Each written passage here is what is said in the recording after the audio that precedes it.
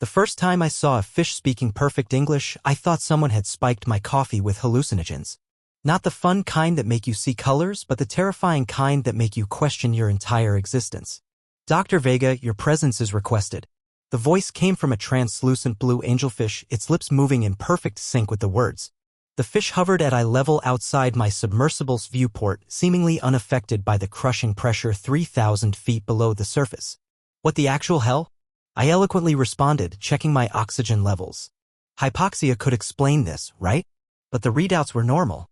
My name is Lina Vega, and until 30 seconds ago, I was a respected marine biologist studying deep-sea thermal vents for pharmaceutical applications.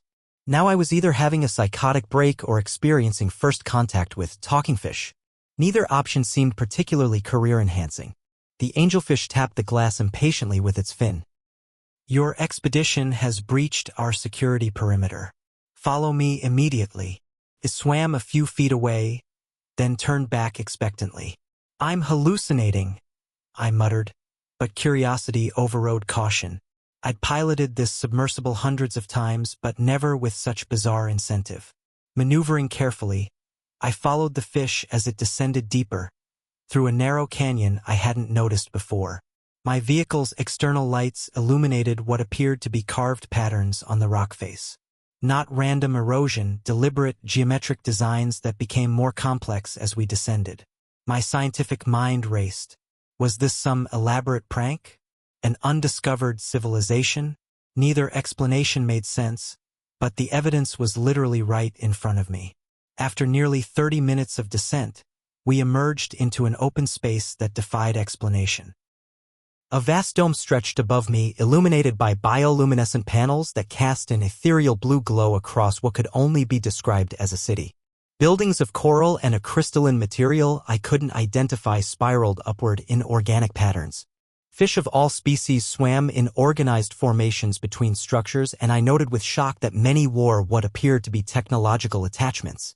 Welcome to Thalassia, the angelfish said, swimming ahead toward what appeared to be a docking station. Thalassia? I repeated dumbly. Yes. Our home for the past 300 years. You're the first surface dweller invited down in decades. Try not to embarrass yourself. I guided my submersible into the indicated dock, which sealed around my vessel with alarming precision. A series of lights flashed, and I realized with horror that my craft was being decontaminated. Is this really necessary? I asked, trying to sound braver than I felt. Your surface bacteria could devastate our ecosystem, the fish replied with what I swore was an eye roll. Besides, we need to make sure you're not carrying any listening devices for your government. I'm a scientist, not a spy, I protested. That's what the last one said too. Before I could question that disturbing statement, a panel opened in the side of the dock, revealing a sleek, humanoid figure. It wasn't human, the proportions were wrong, the skin an iridescent blend of blue and green, but it stood upright on two legs and approached with unmistakable intelligence in its large, black eyes. Dr. Vega, it said, its voice melodic and slightly accented. I am Rin, Chief Diplomatic Liaison of Thalassia. You may exit your vessel. Our atmospheric chamber has been adjusted to your physiology. I hesitated. How do you know my name? My physiology? We've been monitoring your research for some time. Your work on thermal vent bacteria is interesting. The way Rin said interesting made it sound like I'd been studying finger painting rather than cutting-edge biochemistry. Pride wounded, I secured my submersible and exited through the airlock. The atmosphere felt humid but breathable with a slight saline tang. You're not fish, I stated the obvious, looking at Rin more closely. Under the translucent skin, I could see a complex network of what appeared to be both organic vessels and technological components. And you're not particularly observant for a scientist, Rin replied. We're Homo aquaticus. Humans who chose a different evolutionary path centuries ago. That's impossible, I blurted. Human evolution doesn't work that way. Rin finished for me. Maybe not naturally, but with the right technology and genetic modifications, anything is possible. Your surface ancestors chose land. Ours chose the sea. A wise decision considering what you've done to the land. A crushing sense of vertigo washed over me. If what Rin was saying was true, it rewrote human history. But before I could process this revelation, an alarm blared throughout the dome. What's happening? I asked, instinctively ducking as fish scattered in all directions. Ren's expression darkened. Your colleagues on the surface. They've deployed deep-sea mining drones directly above us. That's impossible, I said for the second time in 5 minutes. Our expedition is purely scientific. We don't have mining equipment. Not your immediate team, Ren clarified, guiding me toward a central structure. Your corporate sponsors. Did you really think Pharmacorp was interested in your research for medicine? They're after rare earth elements and they're using your expedition as cover. My stomach dropped. The expedition had received unexpected funding from Pharmacorp 6 months ago with minimal oversight.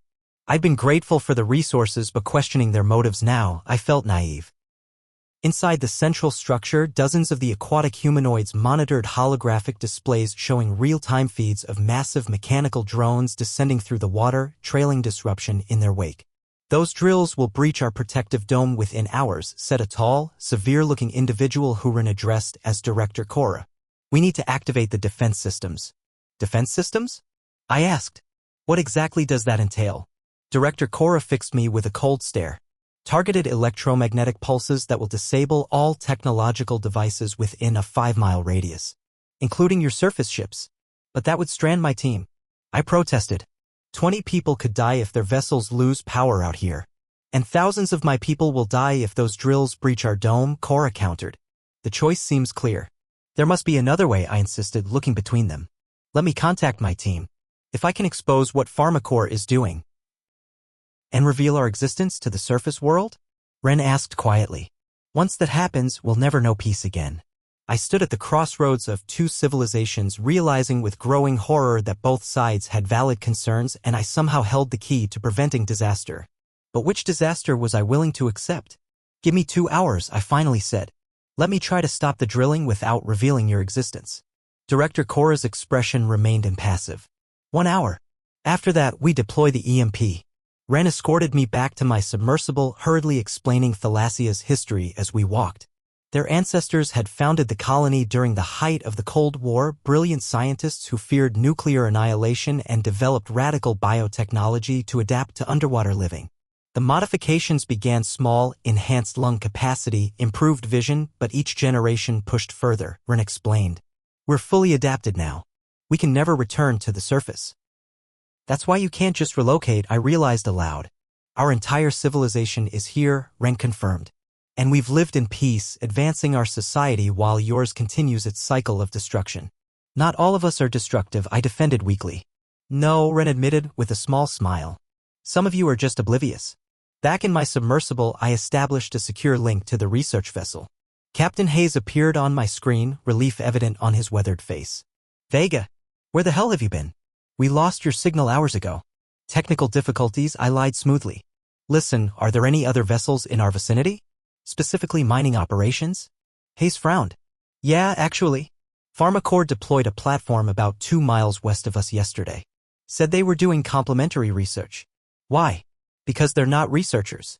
They're miners and they're about to cause a catastrophic seismic event that could endanger all of us. Not technically a lie. I need you to get me access to their communication channels. That's highly irregular, Dr. A. So is dying in an underwater earthquake, I snapped. Please, Hayes. Trust me. While Hayes worked his connections, I studied the data Ren had uploaded to my systems, detailed scans of the mining drones and their vulnerabilities. The plan forming in my mind was risky, potentially career-ending, but I couldn't see another option. Got it, Hayes finally said. Patching you through to Pharmacorp ops now. The screen changed to show a sterile-looking control room where a man in an expensive suit raised an eyebrow at me. Dr. Vega? This is unexpected. I'm Operations Director Elliot Shaw. You need to cease drilling operations immediately, I said without preamble. Your drones are approaching a highly unstable geological formation. Shaw's expression didn't change. Our geological surveys show no such instability.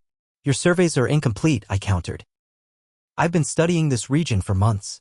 The thermal vent system creates pockets of superheated gas. Reach one and you'll trigger a chain reaction. Dr. Vega, with all due respect, I think I'll trust our experts over. I cut him off by transmitting the data Round had provided, modified to look like seismic readings rather than deliberate scans of their equipment. These readings were taken 20 minutes ago, I said. Still want to gamble your $100 million equipment and your career on being right? Doubt flickered across Shaw's face as he reviewed the data. Perfect. But I needed to push harder. I've already transmitted these findings to the Oceanic Preservation Council, I bluffed. They're quite interested in why Pharmacorp is conducting mining operations under the guise of a research permit. Shaw's expression hardened. That's a serious accusation, Doctor. One easily proven by comparing your permit application to your current activities, I replied smoothly. I'm not interested in corporate espionage, Shaw. I just want to prevent a disaster. Stop the drilling, move your operation 50 miles west, and we all win. The next 30 seconds stretched into eternity as Shaw visibly calculated his options. Finally, he nodded curtly. Very well. We'll relocate the operation. But Pharmacorp will remember this interference, Dr. Vega. I'm counting on it, I replied with more confidence than I felt and ended the transmission. I slumped back in my seat, adrenaline leaving my system in a rush. I just made an enemy of one of the world's largest pharmaceutical corporations. Future funding? Gone. Reputation in the industry? Probably destroyed. But as I watched on my monitors, the mining drones began their slow ascent away from Thalassia's hidden dome. When I returned to the underwater city, I was greeted as a hero, an uncomfortable position for someone who'd spent most of her career isolated in research labs or alone in submersibles. You've bought us time, Director Cora acknowledged, slightly warmer than before. But they'll be back, or others like them. Then we need a more permanent solution, I said, an idea forming. What if you had a surface advocate? Someone who could protect this region without revealing why it needs protection. Ren tilted his head curiously. What are you suggesting? I publish my research on the unique bacterial properties of this region, completely true, and lobby for it to become a protected marine sanctuary, I explained. No drilling, no deep-sea mining, minimal surface presence. You would do this for us? Director Cora asked skeptically. At potential cost to your career? I thought about the wonders I'd glimpsed in their city, the perfect symbiosis of technology and biology, the advancements that could revolutionize human medicine, energy production, even social structures. I'd do it for science, I said. Knowledge should be protected. As should life, Ren added quietly. But knowledge without wisdom has been humanity's downfall before. Maybe it's time we learned from each other, I suggested. Cautiously. Gradually. On both our terms.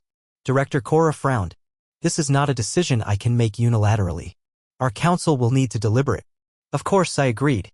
But consider this. Isolation has protected you so far, but for how much longer? The ocean isn't as vast as it once was, not with our technology advancing every year. 3 days later, I returned to the surface with no evidence of Thalassia except my memories and a small coral-like device Ren had pressed into my hand before departure. For emergencies only, they had said. When activated, it will signal that you need to speak with us.